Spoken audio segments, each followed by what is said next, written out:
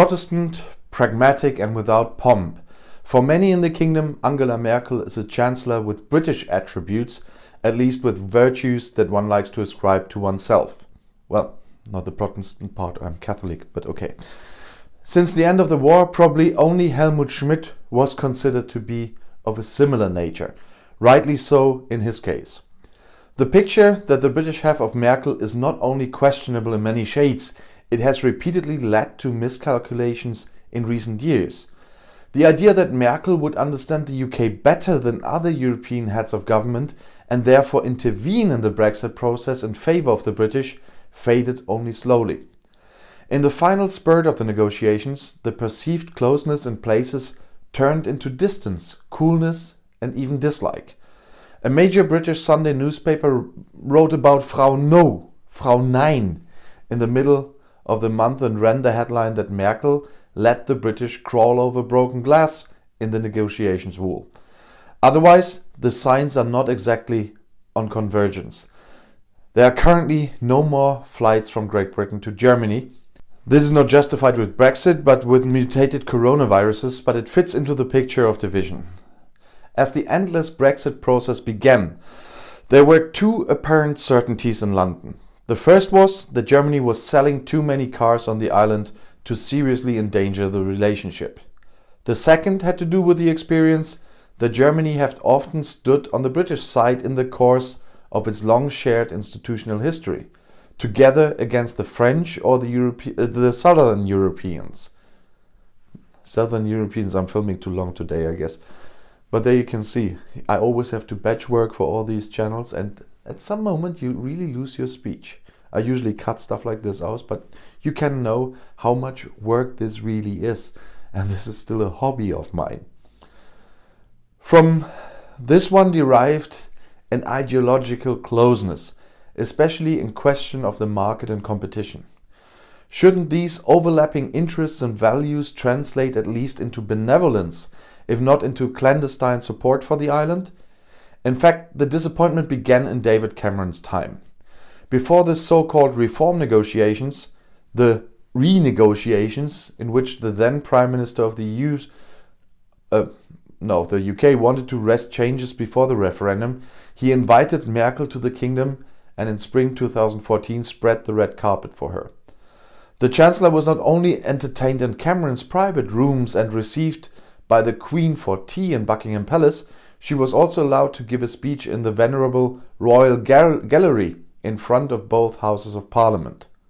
But instead of highlighting similarities, Merkel presented herself as a sphinx.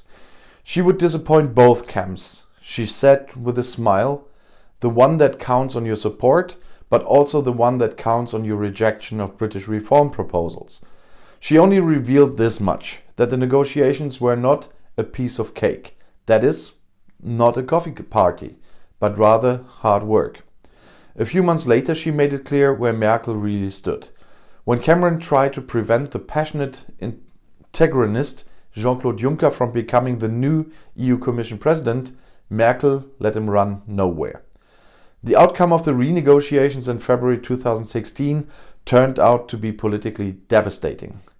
Cameron failed with his most important advances, which seriously weakened his campaign to remain in the European Union.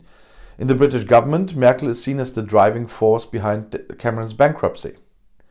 If Germany hadn't been ruled by someone who was shaped by the GDR and the travel ban, we would probably have found more hearing for our demand for restricted EU migration, believes an official who worked closely with Cameron at the time. The argument that Merkel's unilateral refugee policy in autumn and winter 2015 damaged the Remain camp is also often heard. The statement of the Chancellor that you cannot close borders or that it is not in our power how many come to Germany fueled the Leave campaign and their demand for control over their own borders. Despite these setbacks, there was still hope in London that the negotiations on the exit would show more understanding from Berlin than from other capitals, especially Paris. But neither Theresa May nor Boris Johnson's government could really trust it. The British were made to understand through various channels that they would do anything, at least more than the French, to reach an agreement. But how high the German contribution was to the fact that the negotiations did not fall at key moments remained in the dark for the British. In London's government district, attention is being drawn to the fact that the bilateral channel of conversation in the negotiations with the French was much more open than with the Germans. In Paris, they heard that only Brussels and the EU delegation and their head Michel Barnier were allowed to negotiate officially, but that did not prevent the French diplomats from staying in close contact. The French had and still have our bilateral relations in mind after Brexit, says the British Foreign Office. In contrast, the federal government is behaving tactically but not strategically. In Berlin, one had made an embarrassing effort not to set up a second communication channel, besides the official one in Brussels, which had rubbed off on the attitude of other governments, for example in The Hague. The former British ambassador in Berlin, Sebastian Wood, is said not to have been admitted to Merkel's Europe advisor Uwe Corsepius once. German European policy was often misunderstood in London. And it is easy to understand. Think about Angela Merkel would have negotiated bilaterally with the UK. Then, we hear this crap all the time anyway, but then we would be reading this everywhere that the German dictatorship is running the EU and there only happens what they want.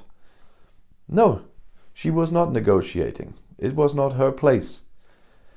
In the more than 40 years of membership, British governments maintained a particularly utilitarian approach to the EU and its predecessor institutions, but they also insinuated that the other member states, despite all Sunday speeches, placed the national advantage above the European one. In British thinking, putting aside one's own interest contradicts the essence of the nation-state, and very few have understood the Berlin Consensus that German and European interests are usually congruent, at least should not be publicly divided. In Westminster, the prevailing belief is that the Germans present themselves as Europhile because they have benefited from the overall result like no other nation. After all, Germany as an export nation feeds off the weakly valued euro and has by far the greatest influence in the Union. Berlin's policy towards Greece during the financial crisis was followed with a mixture of shudder and respect. A country that can so mercilessly represent its own interests would have to strive for close relations with post-Brexit Britain, an important trade and security partner in the future too, was the conclusion. So it was all the more astonished in London that little of this was felt, apart from actions by individuals. One of Norbert Röttgen's attempts has been positively remembered. Last February, the chairman of the Foreign Affairs Committee in the Bundestag, together with his British counterpart Tom Tugendhat, proposed a German-British friendship treaty after Brexit and a stronger security police commitment by both countries, including France in the European neighborhood. And by the way, Norbert Röttgen is one of the three candidates for the chairmanship of the Christian Democratic Union in Germany to follow Angela Merkel. Or Annegret Kramp-Karrenbauer. She followed Angela Merkel, but now already we are looking for a new chairman of the party. In the German government, the increasing skepticism in London may have surprised some. Despite all the public fair play towards Brussels, the Chancellery believes that it has done a lot to curb the French temperament behind the scenes. Another government representative speaks of a continuous supply of Germany. I made a video about this, but Merkel herself reacted with an almost British drought when she was recently asked at a press conference that newspapers on the island identified her as the main culprit in the unpleasant negotiating process. Good to know, said the Chancellor, and then emphasized that it was not she, but Michel Barnier who was conducting the talks with the British. I have not negotiated at all and do not negotiate at all. In contrast to many other politicians in Germany and Europe, Merkel never expressed herself disparagingly about Johnson and the Brexit supporters. She regretted the decision and criticized individual points, but did not, like the former Foreign Minister Frank-Walter Steinmeier, speak of irresponsible politicians. That gave her a certain amount of sympathy in the pro-Brexit government since 2016 without harming her popularity among the Remainers. There she is referred to this day as a kind of anti-Johnson. Honest instead of full-bodied, factual instead of intuitive, European instead of national. One can imagine which camp Merkel is closer to, but it is the Brexiteers who rule the kingdom. The German Bild newspaperman Alexander von Schönburg assured the British in the Mail on Sunday that Merkel had saved the negotiations in mid-December, although the German Bild is like the UK Express. With her statement that one had to do everything for an agreement, she brought EU Commission President Ursula von der Leyen in line at the last moment. But the same newspaper also quoted a British negotiator who identified Merkel as the real opponent. Their Lutheran disgust for the libertarian also almost drove the talks to the wall. It was Merkel who overturned the compromise proposal with which Johnson travelled to Brussels for dinner with von der Leyen on December 9th, and thus almost marginalised the negotiations. The Conservative publicist Douglas Murray holds the Chancellor a systematic misjudgment of the British in general and Johnson's determination in particular. He portrayed Merkel as a manipulator behind the scenes. He spiced up his accusations with a reference to her FDJ past as a propaganda functionary. The stance of the EU is excessive, wrote Murray, and attributed this to Merkel's often vaunted qualities: rigidity, authoritarian efficiency, and an instinctive distrust of her negotiating partners. Murray, it must be said, is controversial even among the Tories, but he is one of the leading conservative intellectuals in the kingdom today. The happy outcome of the negotiations may help to smooth things over again. After all, it was a German, Ursula von der Leyen, who finally made the deal with Johnson perfect. And if you want to stay informed, please subscribe to my channel, subscribe to my other channels. I'll see you in my next video. Bis gleich.